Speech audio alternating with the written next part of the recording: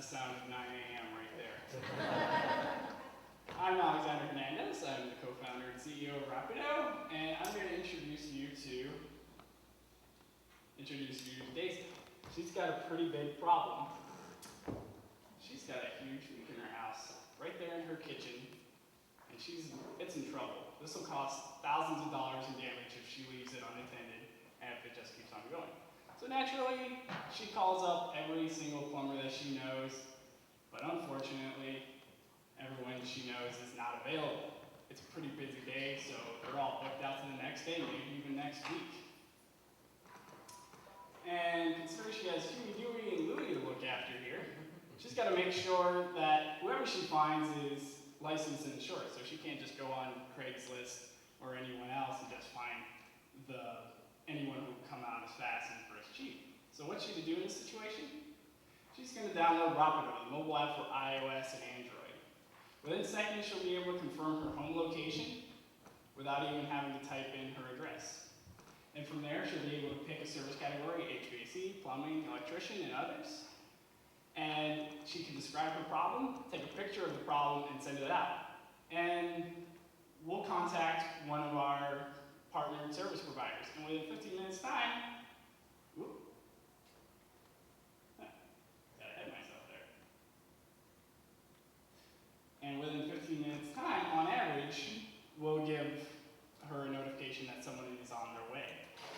And from that point on, she can relax. Once the service is done, she can pay for the job through the app, and she can send in a review so future homeowners can see what service providers are giving them quality work.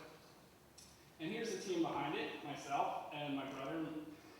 We founded this company after we noticed that there were a lot of service companies out in Central Florida that had no idea how to get to homeowners, and homeowners that had no idea where all these good service companies were.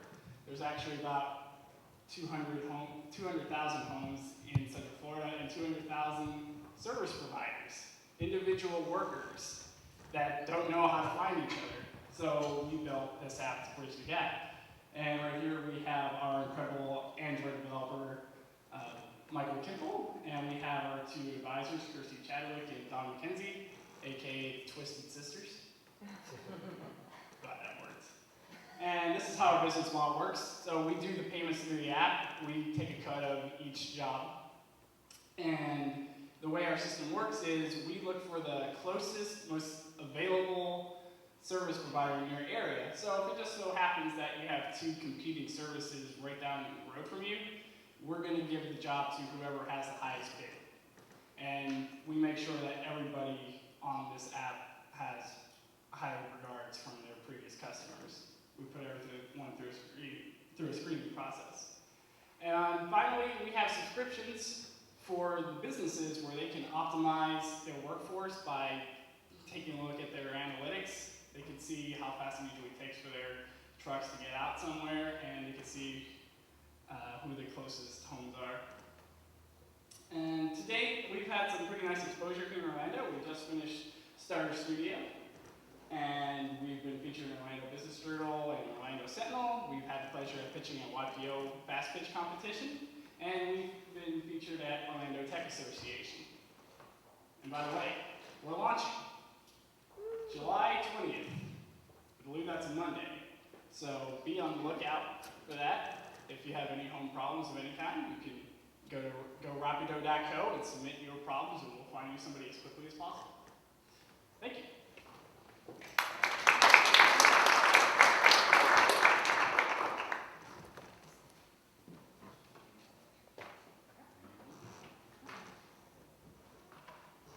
Now for the Q&A. Good morning, Alex. That's a great, evolution in app development. Clearly a problem and a good solution. I guess my question is, in your business model, why do you go to the highest bidder and not the lowest bidder?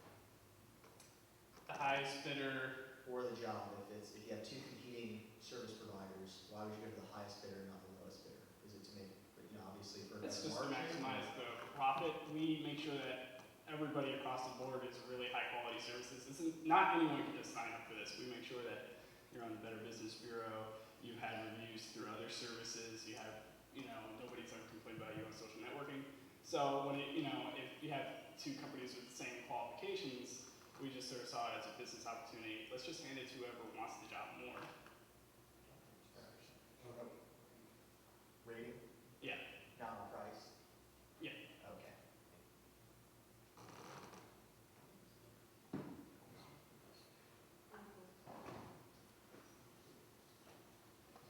Good morning, Alex. Thank you for coming. I had a couple questions because I use these types of services all the time. Why should I call you and not somebody like that I would find on Angie's list? What's the difference? Besides the fact that I can pay through your app and so on, I mean, aren't you basically using the same type of contractors that they use?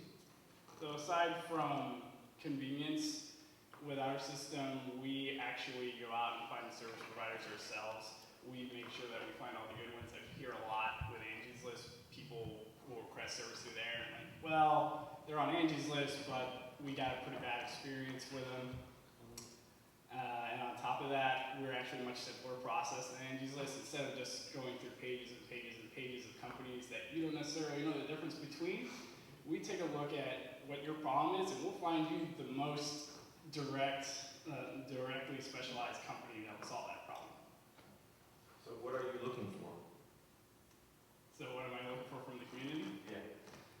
We all have cell phones, right? Right. Okay, I want you to take it out. And I want you all to go to gorapido.co.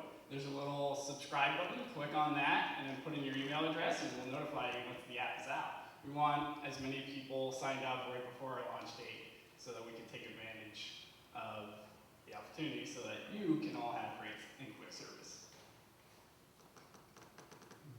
So how do you scale this? I mean, if you're, first of all, what's your screening process? Secondly, how do you scale it on a level that exceeds just a local community? So that's an interesting problem that we're actually still in the middle of solving. The way we do it now is we go to the service providers of certain reputations who say, we think you're great, come on board. Of course, we're open to other companies who find out about us coming to us and saying, we want to be on board, we'll just take a look at them. We're building up an automated process right now where a company can put in all their information in a little sign-up form, and if they meet certain credentials, they'll be right in the system. We're doing this on a city-by-city basis. So what we're doing now is we just find community partners in individual cities who will get in contact with all these service providers. So right now we have somebody up in Ann Arbor, Michigan, we have somebody up in Kentucky, and we're actually testing out if we can really scale that quickly through this kind of model. When you say somebody, you're saying what's the relationship between that somebody and The community. you here, for instance? I'm sorry? What's the relationship? How do you, when you say somebody, is it somebody that knows it? And what's that resource or resources that they're using to go ahead and find those local contractors? Is it Angie's List in their community? Do they, how do they, what's the relationship, what's the compensation, what's the method of them going through and screening in their local community? And what's the resources that they're using to do that? Yeah, so our favorite resource is the Better Business Bureau. We're currently trying to partner with them to get most of their companies on board as quickly as possible. And the people that we have in those two cities that I just mentioned, every city has its reputable service providers, such as here we have Delaware and Westbrook for air and heating. So we just tell them to go out to these guys, and usually when you go out and find those big companies, you could actually find a little bit of a paper trail to other smaller companies. Like if you were to Google those companies right now, you can find all their competitors, and we just go and take a look at their competitors, and we start contacting them. Can I ask one more question? That brings up another logistical issue.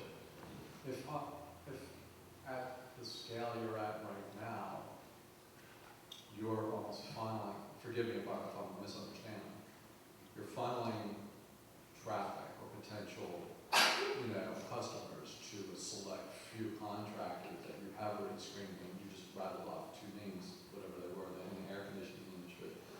And let's say you you slam them with all of this extra business so quickly, and then they can't go ahead and fulfill some of the service, isn't that gonna come back to bite you and hurt you in terms of, okay, now you've got customers that want your service, but now you can't even fulfill it because you've only got these select few contractors that are now deluged with this sudden spike in business because you're a new service that's offering it right now. Right. And to be honest with you, that's the best problem that we hope to have.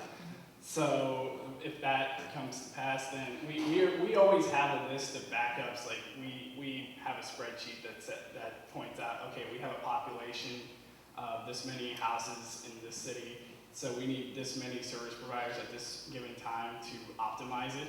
And we make sure that we would have enough service providers to cover every single home in the city, so we can avoid problems like that.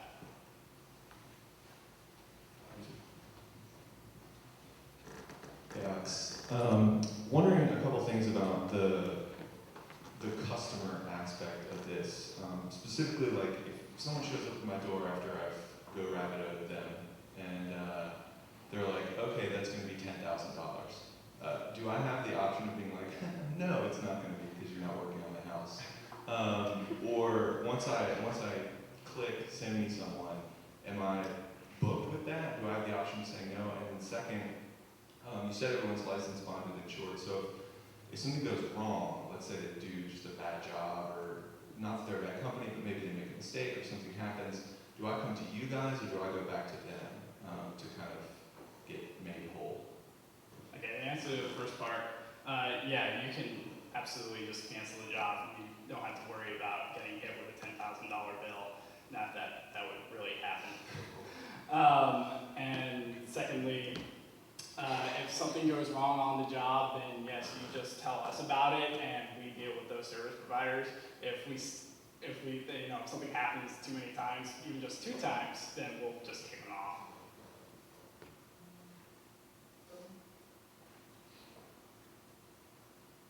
Do you have plans to roll this out to the real estate community?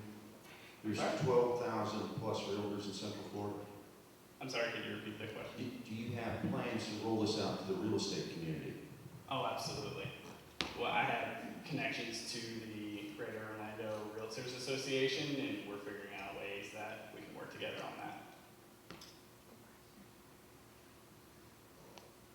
Hi, Alex, I have a question over here. So, in going back to the scalability and the rollout and the ensuring that you have enough providers to manage, are you planning to roll out by like vertical market service? So say you start with plumbers and roofers, and you're that model first to develop credibility, and then you add in pool repair guys. Have you thought about approaching it from that direction so that you're not trying to be all things to all people at once? So it's both a suggestion and a question. That's exactly what we're doing. We're focusing on a few different verticals at first, and we make sure that we have enough people for each category. So it would be first plumbing, then air and heating because it's the summertime, and then electrical, and then we expand out from there. Okay. I saw what appeared to be a pay-to-play component to this. Now, for the vendors, because you made a little touch on the point of subscribers. Now, is that something that Angie's List does with its vendors too? Is there a way to get preferential treatment by subscribing for some marketing benefits? I'm trying to see what that was about. Well, with Angie's List, you basically just pay to advertise. You just get the highest rankings on their listings, and that's about it. Yeah, it's just it's a bidding system, just like any other. But for you? For me? Well, for me, this is all magic that happens in the background, so you don't have to worry about, am I going to pick company A or company B? On our back end, we see company A and company B are nearby, and they have a preset bid. So an opportunity comes up, okay, we're willing to bid up to $25, company A says. And company B says, okay, we're willing to bid up to $30. And this is preset before each workday. So company B wins because they had a $30 bid. Does that make sense?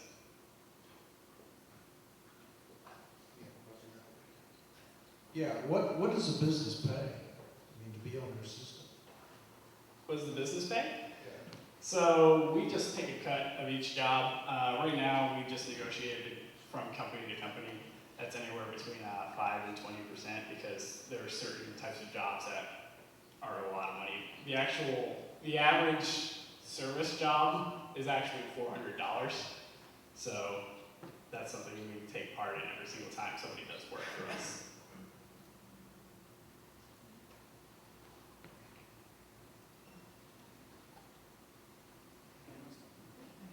Hi. My question is, I don't own a home, so this is maybe a silly question, but if I use Rapido and they come out, but I just want like a general idea of how much it's going to cost, is that kind of understood within your service providers that, you know, if they come out, they take a look at the problem, and then this may have been another question, but it's going to be 10 grand, you know? And then I'm like, no, I don't want to do that. Is that kind of, what about those that just need to get a general idea of like, what the heck is going on? Right. That goes back to the 10 grand one. When we send you a notification saying somebody's on their way, we actually tell you this is how much they cost. This is how much they cost to come out. This is how much they cost to solve any of these common problems. So you're going to know before they even get to your door, and that's where you have the opportunity to cancel it. Okay, thank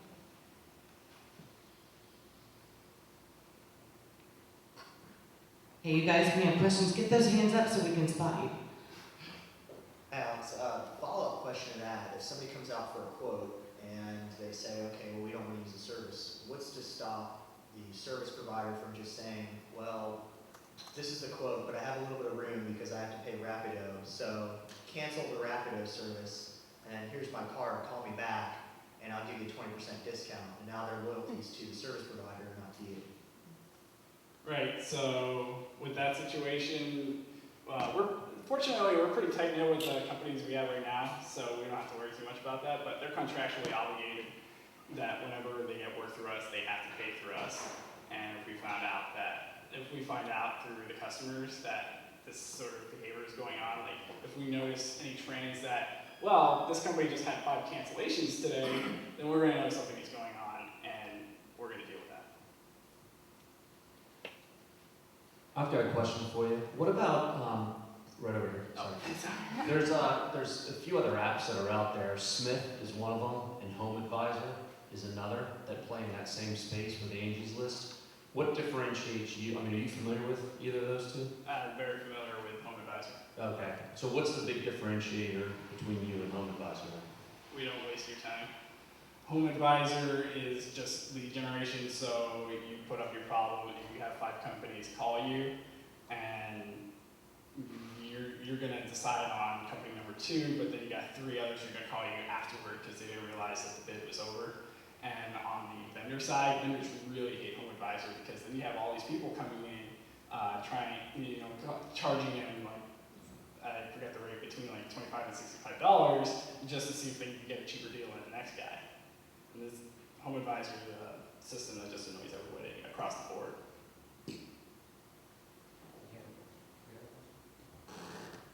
Yeah, he covered most of what I was going to ask, but what about the subsequent visits? What's to stop the customer or the provider just bypassing the second time around?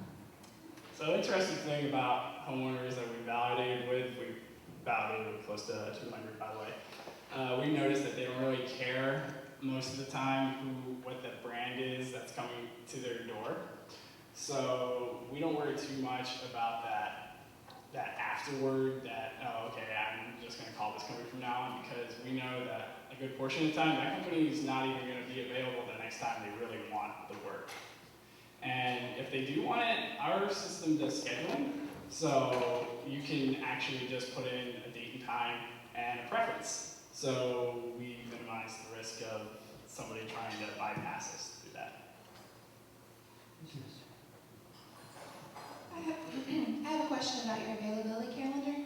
You said that when a customer contacts you, you can go and see who is the most available vendor. How do you keep that up to date on the back end? So a customer calls you, and you have to look at the calendars of your vendors to see who's available. What happens? Is it you have a call center? Do they start calling the vendors, or do you keep their calendars? Because of course the vendors are not just yours. So how do you manage the availability calendar? That's completely automated. Usually with these service companies, they have either Google Maps or Outlook or some other kind of mapping system, and we try to tap into as many as possible, and we got the big ones right now. So as soon as you submit a request, we're going to take a look at everyone's schedules and say, well, you know, there's an opening on this date and this time for this company, so we're going to say it's this person that's going to do it. So, question for you. Looking at things like Safelite and some of these other tow companies, they send you a picture of the person who's going to show up at your door. Is that something that you've thought about doing and creating that? Because coming into your house, that's a big concern, right? Right. Yeah, we are going to send out images of the actual person that's coming to your home, so you know it's them and not someone else. And we're sort of debating whether or not we want to have a little bio for them. Unfortunately, sometimes that leads to like, oh, I'm a Buckeyes fan. You know, 2 Buckeyes fans can talk for hours.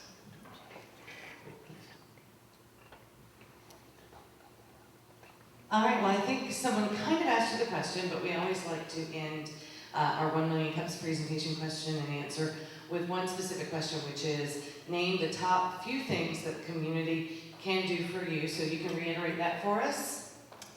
Go to gorapido.co, not com. Too many people make this mistake.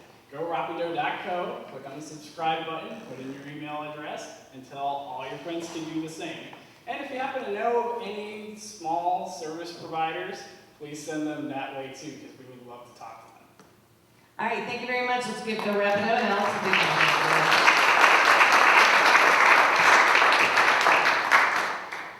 So we take our little mid-moment break. If you want to run out and grab a cup of coffee, you're welcome to. Want to remind everyone that we are always looking for new presenters to come in, and we are agnostic, which is really cool. We are not just tech, we're not just software, we're not just mom and pops. We are the place where everyone can come, and we like to call ourselves Guppy Tank. And the thing that's important about our Guppy Tank is this is a great venue for emerging companies. Lots of times we get presenters that are actually going to be competing. And not only do we want to question our providers, but we get the chance to offer them support, offer them suggestions, and offer them ideas. So don't be afraid to do both.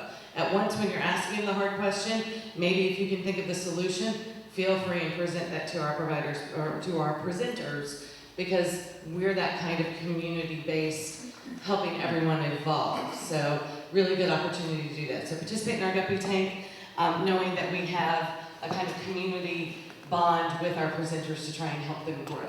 Once again, thank our organizers, but we want to also thank our sponsors, Torch Studios.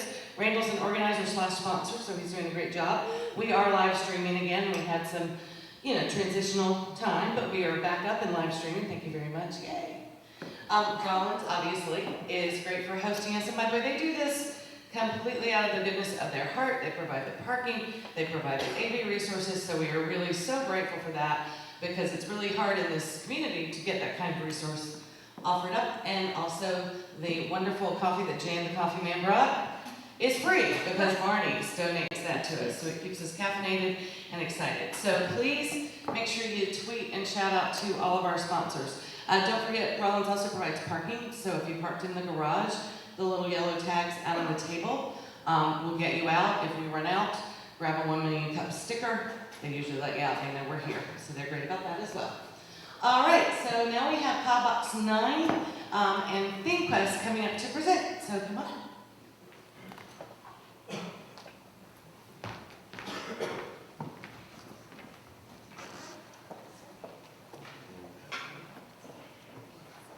Hey, good morning, everyone. Good morning. I've got people way back in the back seats. I can barely see you back there. Good to see you back.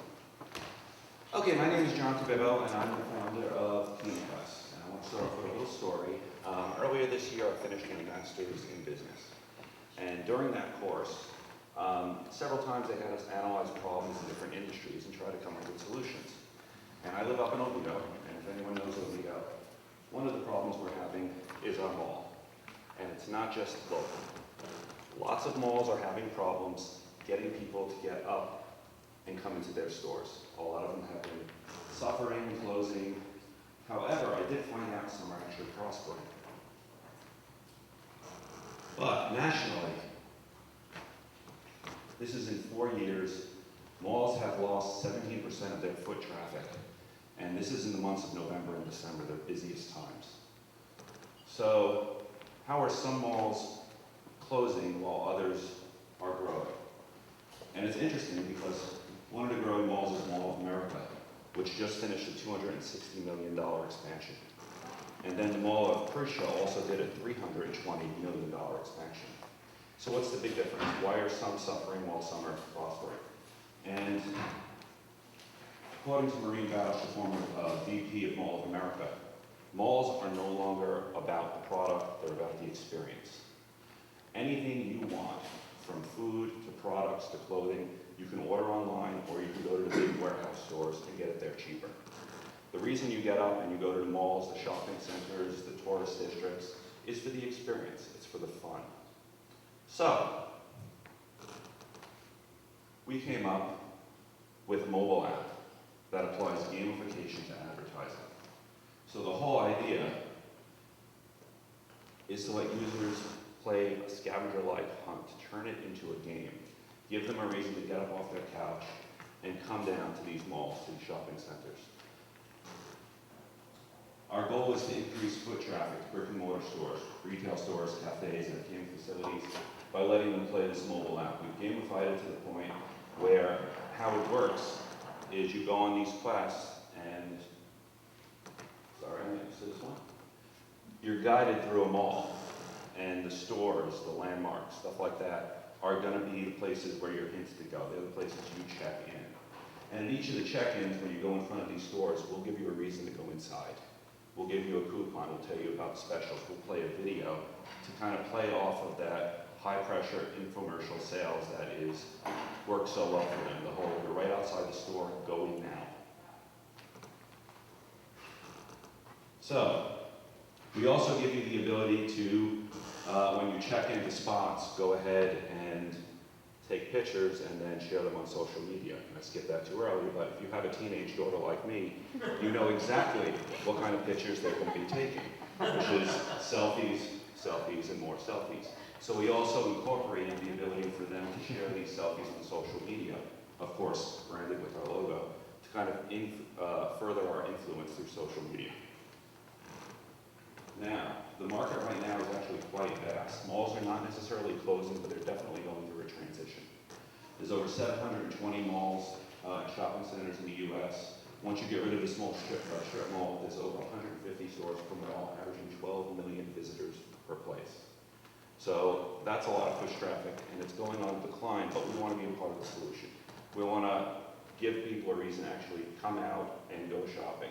Now, other malls have gone through these big multi-million-dollar renovations to bring in more people. I actually read up on the mall out west who installed an aquarium in the mall to get people to come on in. We're more of a low-cost solution. We're a mobile app where we can get people in. Again, the stores are the ones paying advertising fees. But what we're doing is, instead of doing a straight base fee, we can go ahead and track how many people we bring to your store, how many people actually redeem the coupon, so we can provide real-time accurate metrics and make the stores only pay for what they actually receive to keep their risk very low. Now, there are other shopping apps out there. I've researched many of them. I've played many of them. Some of them were really tedious, some of them were fun. However, most of them didn't apply any type of gamification to it. Usually, after a month or two of playing them, I found it more of a chore than a challenge or something I wanted to do as far as to get a reward, and the rewards never seemed enough. So how we're differentiating ourselves is by turning it more into a game, to turn it into fun. Currently, we have our website up and we're looking for pre-registrations. In July, we'll be starting our beta tests for a month. So we're also signing up stores, and we're shooting for a few malls like the iDrive area in order to do a couple quests just to do a proof of concept before we actually do the real ones. And we're also signing up users on the website. So, and that went a lot shorter than I rehearsed.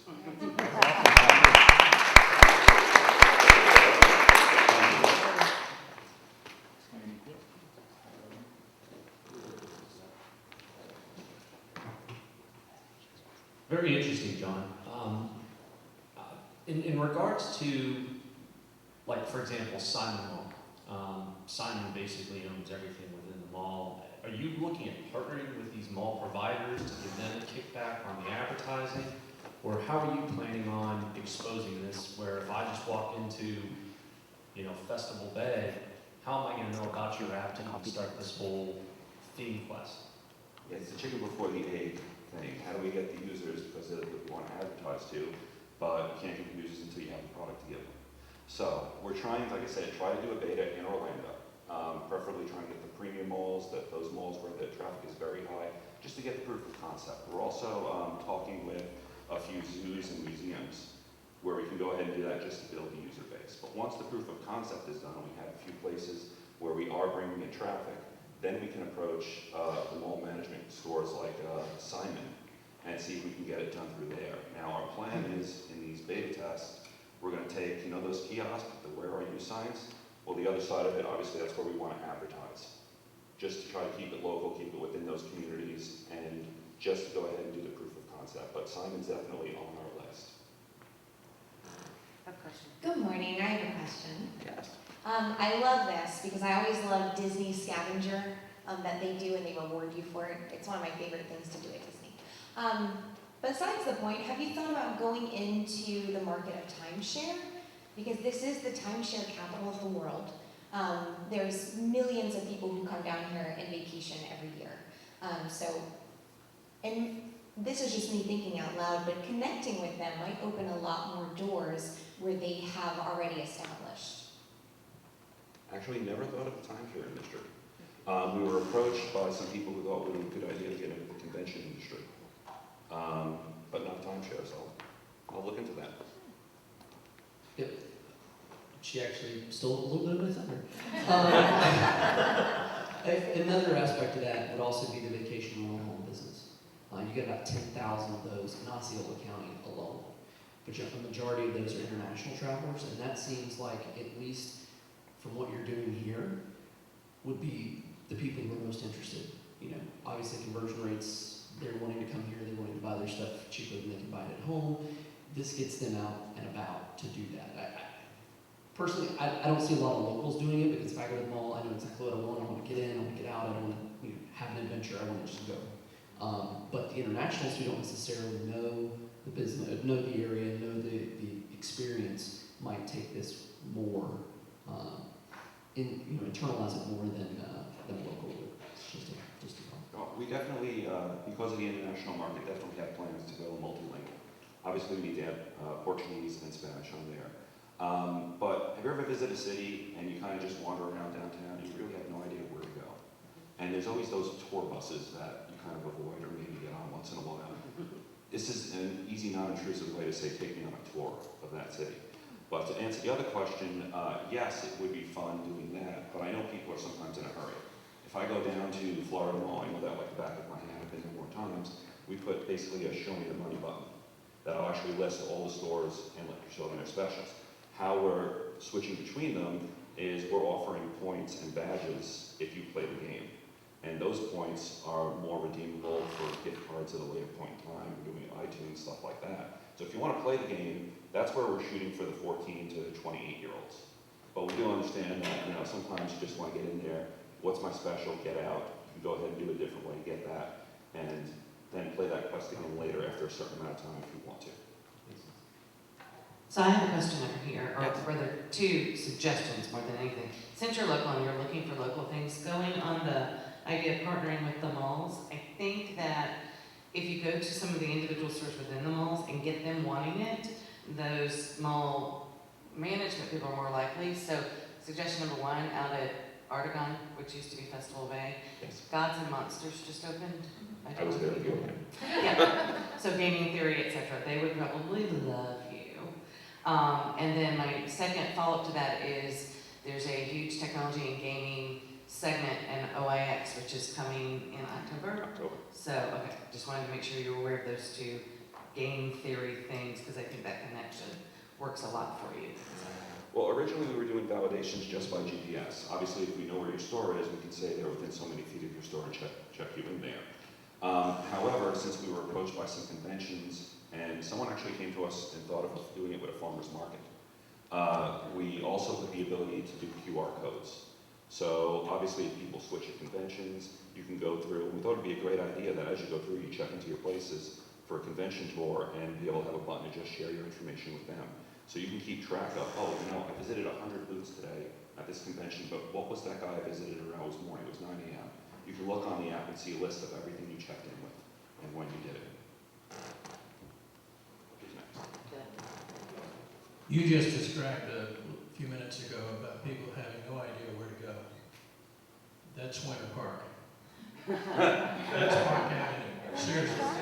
Everyone stops at the Panera and doesn't go any further. Morse Museum has on average 100,000 visitors a year. They have no idea where to eat, where to go, or what's on Park Avenue. It is the worst I've ever seen from a merchant standpoint. If you could approach Discovery or some of these major tour buses that bring these people in from all over the eastern United States and say, listen, apply this app when you get to Winter Park. There's a lot to be seen. These people are constantly looking and asking the locals, where is this, where is that? There's no signage, there's nothing. I think it would be a great test market, and I'd like to see it happen right here. And I love to Winter Park. It has so many hidden treasures, but unfortunately, as you guys know, living in Orlando, how do you compete with Disney and Universal with tourists? Right. It's very hard to, and you can't go ahead and just beat them head on with normal advertising. It's not gonna work. You mentioned using GPS way to go ahead and determine their location and where they are with respect to specific stores. Correct. I invented that, by the way. I got my patent back in, I filed it in 2000, got it in 05, and it has to do with geofencing and delivering advertising based on a person's location and in some instances time, because you can have like a billboard that's rented from, you know, let's say August to September for one company, so somebody walks by it, you want to give them, of course, credit for that, and then when it changes, it's still the same location, but now a time element becomes a factor, so you want to give the new company that's advertising their credit.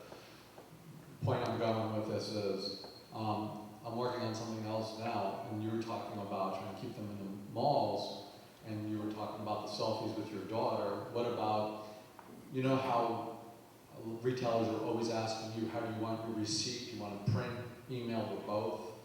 I'm working on an app where when you request your receipt to be sent to you by email, we can automatically send pictures of what you just purchased to your social media account without you having to take a picture. We'll go fetch, you know, scan, retrieve the UPC codes, go get the images, and then format them and send them to your Facebook account. Would you consider working with something like that to help keep traffic in the stores? Because obviously, it's two things: brand management, word of mouth advertising, instantly through social media. Yeah, there's definitely a possibility for us to work together.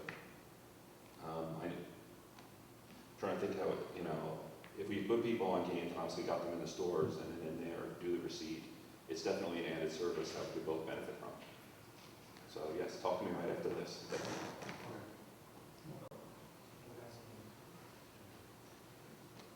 Two questions. Did you check on the domain without the dash is for sale? I already did, and if you want your child's room painted with a theme, these people will do everything from Indiana Jones to Star Wars. Yes, I did check it. No, it's just for sale at buydomains. Oh, it changed? Yeah, so I would look into it. I can help you out buy and sell domain names. I don't know an FYI. But you have to get it without the dash. Otherwise you're going to bill it and give somebody else all your business. And then I'm sure you're going to use beacons eventually. That's what you'll have to do. Eventually for places that don't have GPS, yes. Someone mentioned Disney over here. Where one of this really came up was a couple years ago we did a Disney cruise. And if anyone's been on a Disney cruise, they have what's supposed to be scavenger hunts for little kids, where you get this little card with a QR code, you go up to a picture, it gives you hints, and you show the picture, and the picture starts talking to you. And you can choose whether you want Mickey to talk to you, or the Muppet Adventure, or stuff like that. And forget about the kids, there were more adults doing this on the cruise than there were kids. And although on a cruise line, obviously the whole thing's mobile, that would definitely be iBeacons. For the start of this, we're just doing GPS because it's already there, it's unobtrusive. Once we can get everything proven, if we're bringing in 300 clients to Starbucks or Fashion 21 a day, then they have no problem putting that iBeacon up there. But in the beginning, it needs to be unobtrusive. Okay, so I have a couple of thoughts. First one is that, as I was thinking about this, I thought, well, it's kind of an innovative idea.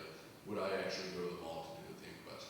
Probably not, because I hate malls, but my wife might, because shopping for men is, I know what I want, I'm going to go and I'm going to get it, I'm going to get it out. Shopping for women is the experience, as far as my wife is concerned, of walking around for hours on end and looking at everything.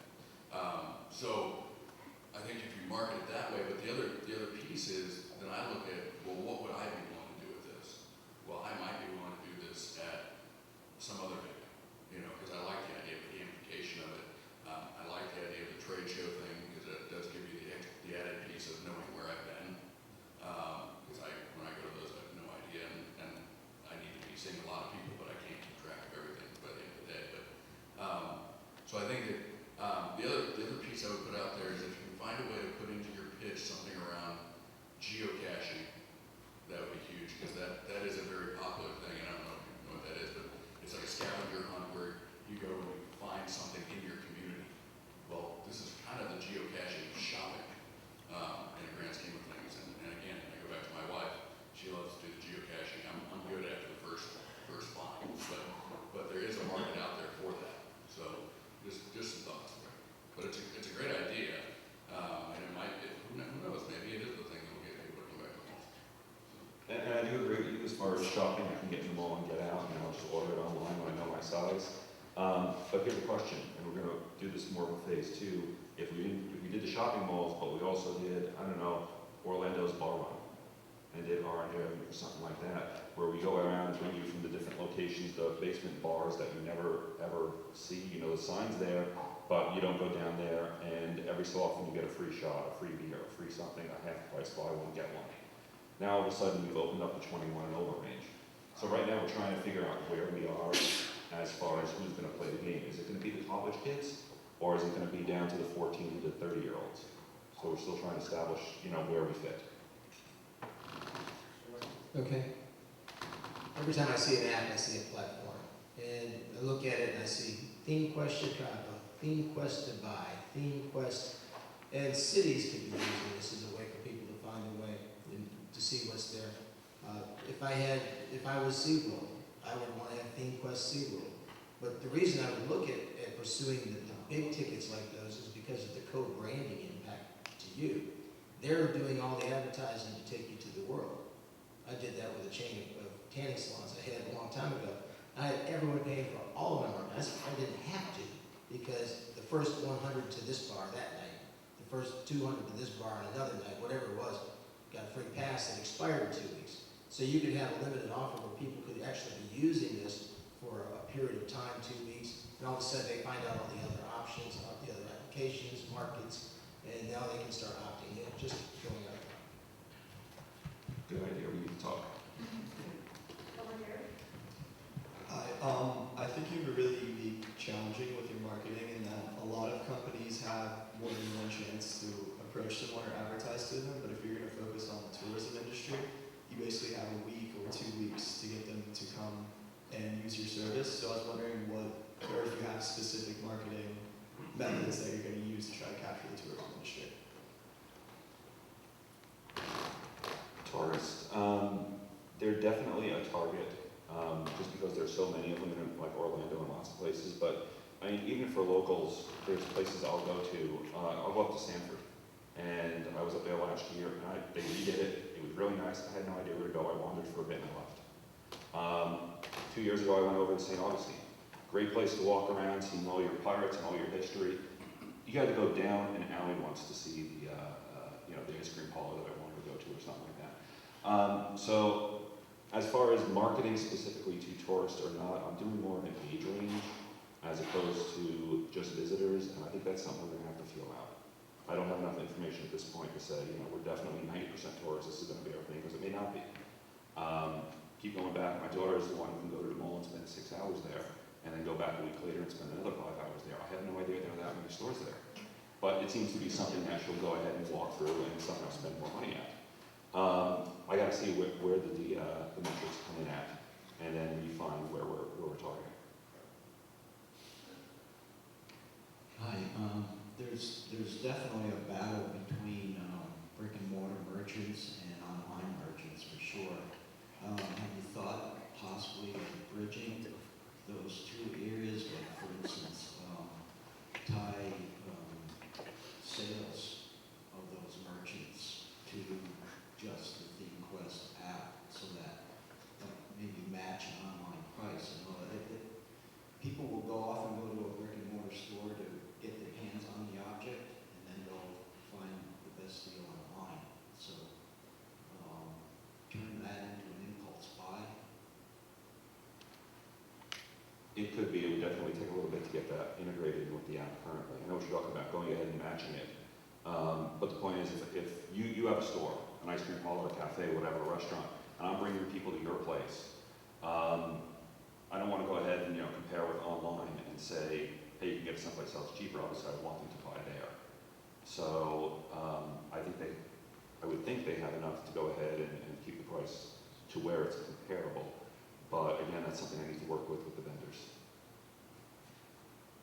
So I have another question slash suggestion, because you're looking at this younger target market. So I'm thinking a corporate social responsibility tie-in of some kind would really benefit you. Now, whether that's going to Children's Miracle Network and saying, we will, for everyone that stops at this place, we'll do 10 cents, and kind of build it into a national platform, or conversely, maybe launching this in high schools as some type of fundraiser, because high schools are so looking for new ways to fundraise, or churches, or things like that, and that way you build audience with a corporate social responsibility kind of grouping. So just a suggestion to maybe start thinking along those lines to help build audience and build marketing share and reach. So. Cool. I have a question about your demographics. When you first started presenting, I was thinking you're going to have a demographic that both wants to do this, the game part, and has money to spend. And so I'm interested in knowing what kind of resources are you devoting to the fun factor.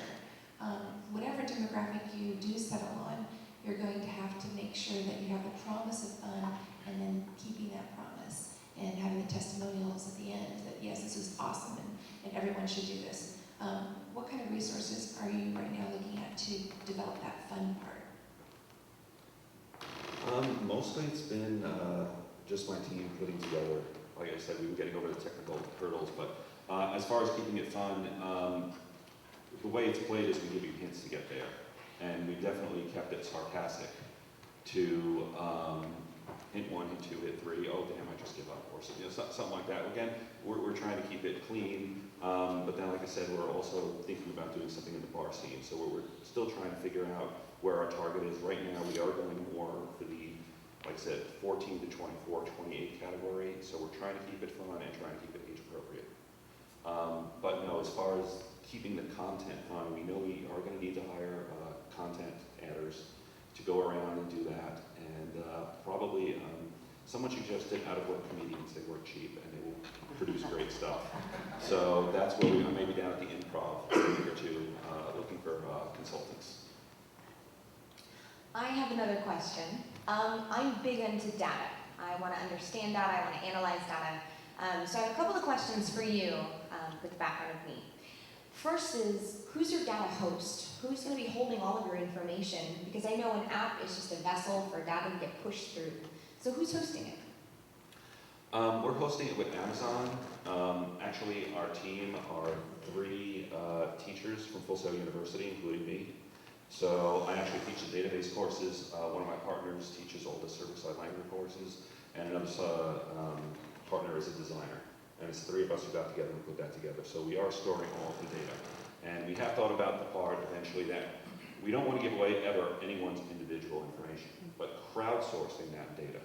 If we have 10,000 people playing it this week, and they all have their GPS on, and I'm showing where they're going through your mall, through your downtown area, through your museum, I can go ahead then and show you what they're attracted to, what they're not, where you're getting your business, where you're not. And I know that definitely has a value to it for those businesses.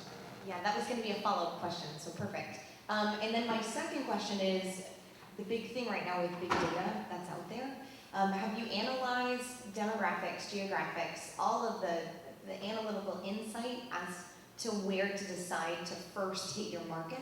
And if you haven't, which I'm sure you're a professor, you probably have, but that's probably the best way to really get the 1, 2, 3 markets to go first and be big. Yes, and like I said, we're definitely going to shoot, again, Orlando, local, and tourist markets. We're keeping it to Florida just to keep costs down. As far as for building an audience to go to, if anyone knows any museums or zoos or stuff like that, that we're willing to come in and map out the tour for free. And if they can go ahead and even provide videos for us to be like, okay, you walk over to Barney the Bear, here's a little info of someone talking about Barney the Bear, we'll integrate it with the app. So when they go over and scan it, they have this little guided tour, they get a little more information than if they would just walking and reading the little 3-inch plaque sitting there, which is probably rusted. You need to go to Gatorland down on OBT. Definitely. Hey, John. Very, very interesting idea. And, you know, if I'm understanding correctly, you're looking for various test markets, but you're strapped for basically funds to try and get in there. You want to go to market. I work in finance, and when you say strip malls or malls, my mind automatically goes to real estate investment trust. As you said, you know, malls have had a lot of pressure and a lot of tough times. A few are performing well, but the vast majority are under a lot of pressure. Looking into a lot of these real estate investment trusts could be an avenue to pursue for your test markets, and they might be willing to just let you in for free in exchange for trading, you know, the behavioral data that you're going to extract for them, because they need to understand better, you know, what stores are working, which ones aren't, and you know, these investment trusts are constantly in rotation, so that could be something to pursue, and you could easily just do a Google search or go into Yahoo Finance and look at, you know, in the real estate investment trust market, which ones are performing well, which ones aren't, and I would look at the ones who aren't performing well and use them as a low-hanging fruit to start seeing if your test markets in. That's a great idea. Thank you.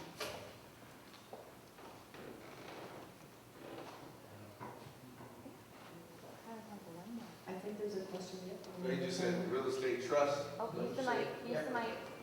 Mike. This is a little bit late, but there was something that was said over there about corporate. Angela said something about corporate. Social responsibility. Yeah, corporate social responsibility.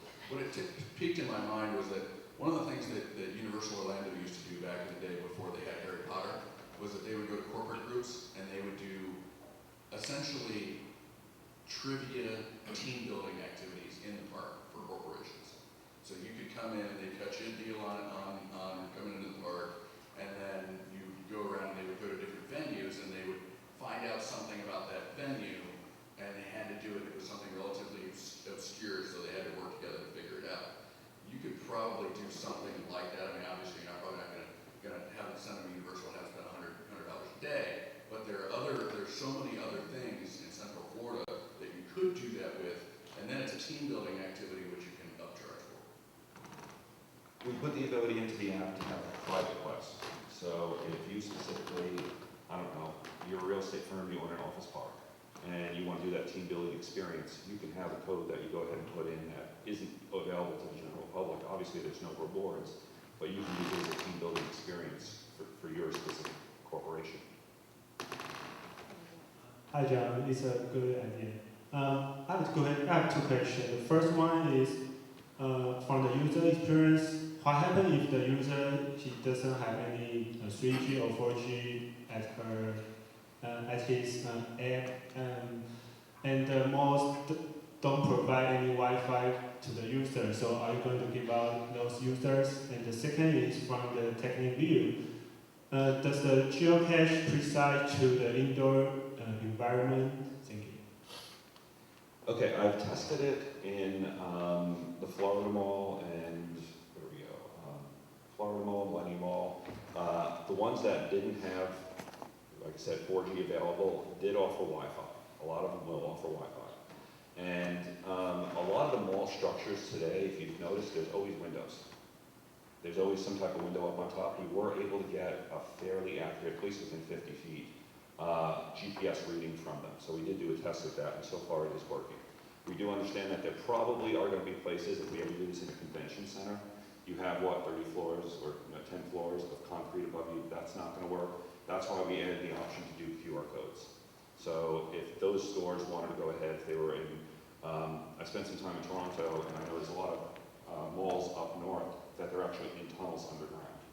So putting to go ahead and just put a sticker on there so they can scan it and do that QR code is something that we did as an alternative. Okay, well, our time is up, and we'd like to thank John for presenting, and also give a shout out for Canvas. They're live streaming, so we're really appreciative of that. If you know Canvas, please follow them. Thank you also to Alex and Nancy, who's in Kansas City. And as Stephanie says, we always work for hugs, all of us, and that includes our presenters. So we would like to ask you to bring a friend next week and just continue to help grow our network here. Thank you again. And stick around if you want to network. They would love to get to know who you are. They want to pick your brain. They want to grow. So we'll be here 30 to 45 minutes after. Go have some coffee.